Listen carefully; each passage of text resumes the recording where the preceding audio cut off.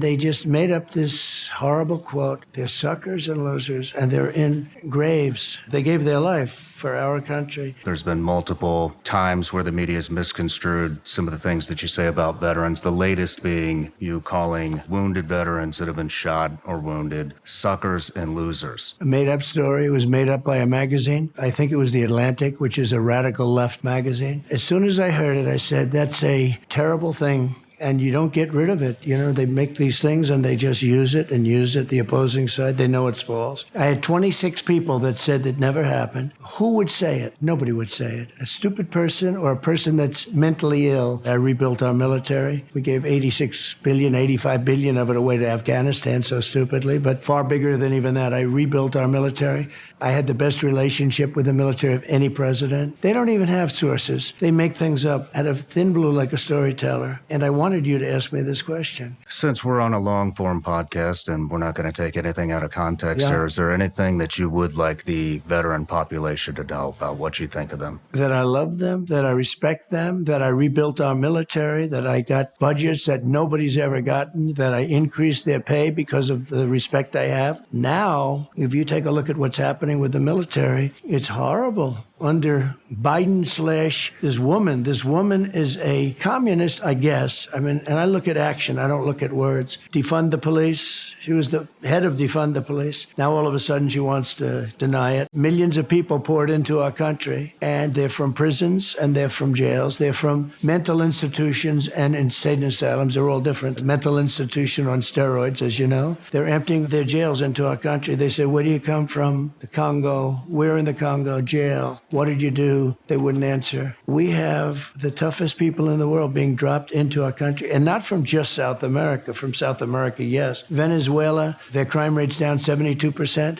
Their prison population is way down. Their mental institution population is way down. And this is true with many countries. And that's because they're all coming using here? us as a dumping ground. They're dumping their prisoners. They're dumping their gang members, MS-13. They're dumping everybody into our country. We have a totally open border. He's the worst president in the history of our country, in my opinion. It was a coup. It was an overthrow of a president. There's never been anything like that. That doesn't mean he's good or he's competent, but he did win. And then they said, we don't want you. You know, we had a debate. And after the debate, he was 17 points down in polls. And they went to him and they said, you're not going to win. You can't win. We want to get somebody else. And he didn't want to go, and he fought it. And then they said, I think they were going to pull out the 25th Amendment, which is mental acuity. Now they're trying to act like it was it wasn't friendly. He's a bitter man right now. What happened to him? You go through primaries, you win. I mean, he won against 22 people. Now, I think he got very lucky, but it doesn't matter. He won. Think of it. He got 14 million votes. She got none. She never made it to the first contest, which is Iowa. And now she's running. This country's not ready for a Marxist or a communist. This country's not ready for somebody that wants to defund the police. That said, there will never be fracking in our country. If we don't frack, if we don't drill for oil and gas, we won't have a country. I did an interview with Ahmad Massoud. He's the leader of the Afghan resistance. We wanted to get in front of Congress to warn us about the oncoming threat that we're facing because we're funding the Taliban. We had made a petition. It now has almost 300,000 signatures. We got it to Representative McCall. He's done nothing. I wanted to get out, but I wanted to get out with dignity and strength. I spoke to the head of the Taliban because they were killing our soldiers. They were snipers, and they were killing our soldiers during Obama and a little bit during me at the beginning. And I heard about it, and I said, get the head of the Taliban. And the press went crazy when they heard I was speaking to him on a telephone. And I told him in a pretty tough way, but nice enough, don't do it. Abdul, his name is. He's still there. He's still the head. And I said, don't do it. In 18 months, not one person was killed. You know that during my time. Yes. Nobody would have been killed. Then we had a rigged election, and they took over, and it started. Everybody involved in that horrible, most embarrassing day, you understand that. I think it's the most embarrassing day in the history of our country. It's humiliating. I think it told Putin, hey, I'm going to go in now. These guys are nothing.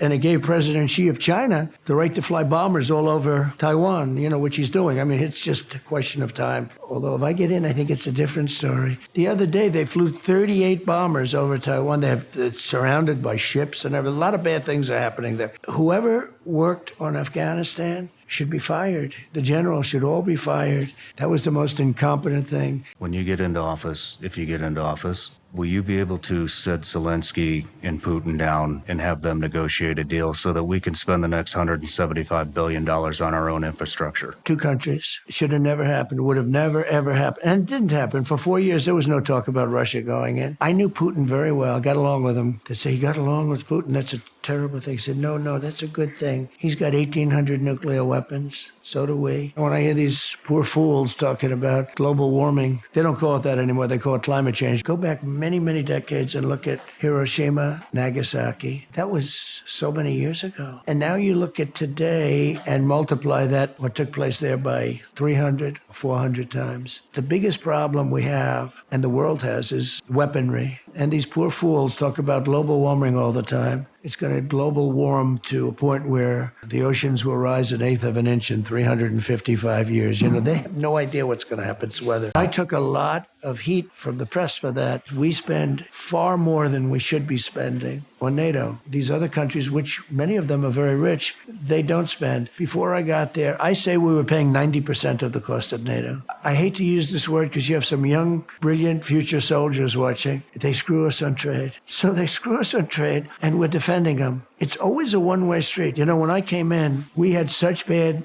trade deals with South Korea, with Japan, China. I made a great trade deal with China. They have to buy $50 billion a year of our product. I had a great relationship with President Xi, and I will again. 2 days ago, it was revealed that Joe Biden and the family stole $27 million.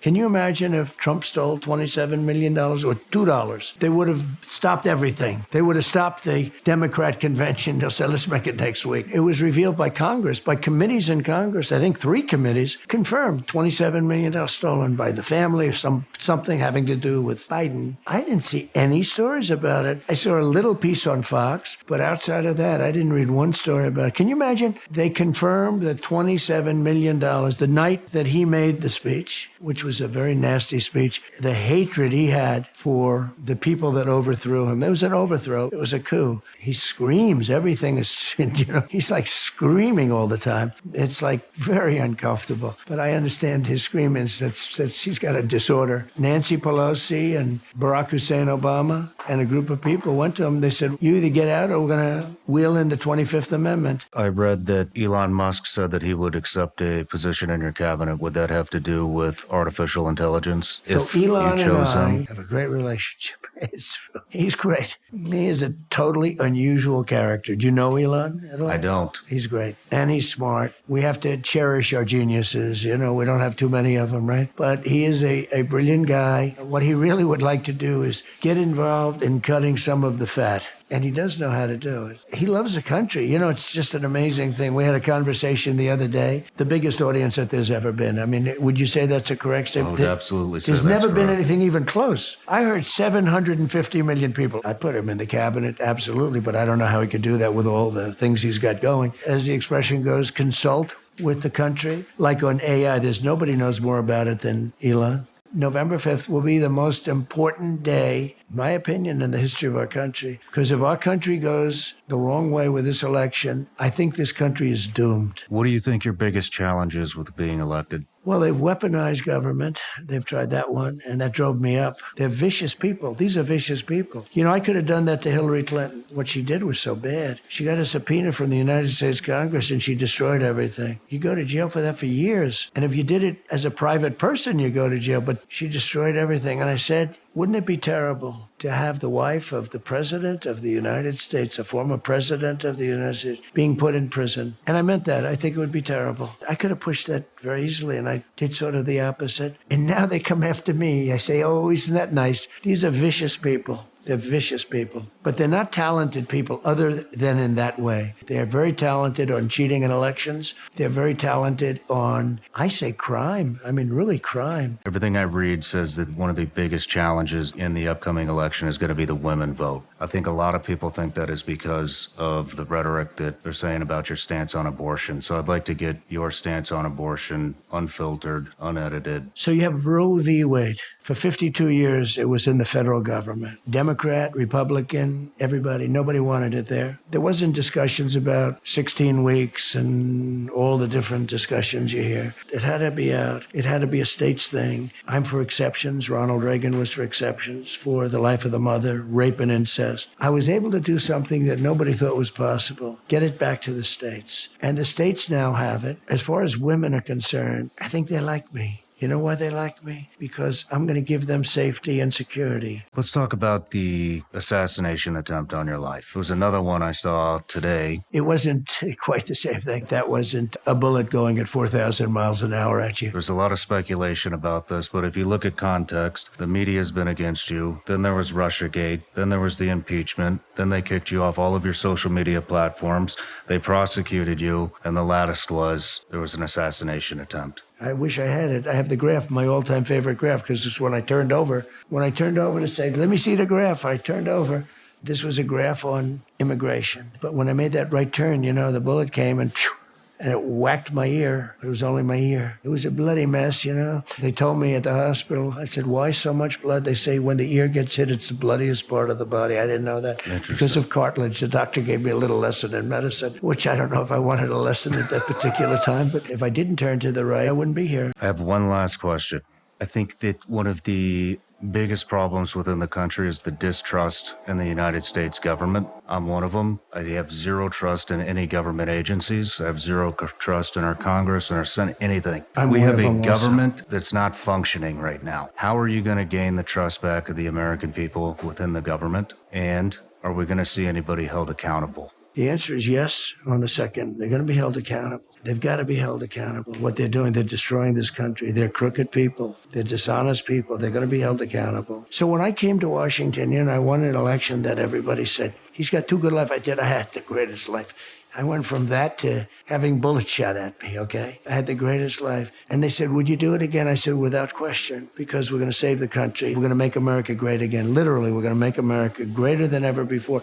When I came in originally, I didn't know anybody in Washington. I was only there 17 times. You may have heard me say this. I didn't really know anybody. I was a New York person. I wasn't like a Washington, D.C. person. And all of a sudden, I'm president, and I'm driving down Pennsylvania Avenue with more police and motorcycles and military than I've ever seen before in my life. I said to my wife, do you believe this? I'm president. But I didn't know anybody in Washington. And I had to rely on people to give me names. And many were really good. I mean, Bob Lighthizer. I had great trade people. I had some great people. But I also picked people that, in retrospect, I wouldn't have picked. But now I know the smart ones, the dumb ones, the weak ones, the ones like you. I know the people. I know everybody, sort of like everybody. And somebody said, if you look at it, he beat the Clinton family. And that was really Obama, too, because he was behind her 100% like he was running.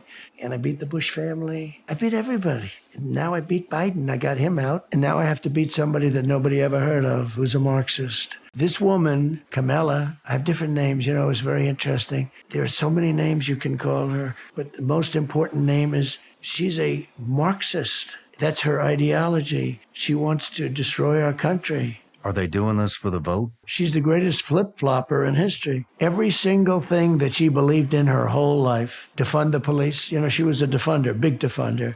She was somebody that bailed out all the people that destroyed Minnesota and Minneapolis during the riots. And I think she's going to fail because this country is not ready for a Marxist. I call her comrade. This country is not ready for a Marxist as a president or a communist as a president. She may have gone into that. She skipped the socialist. That was skipped over. She's beyond that. We're not ready for that, Sean. She's really a Marxist. Her father is a Marxist professor.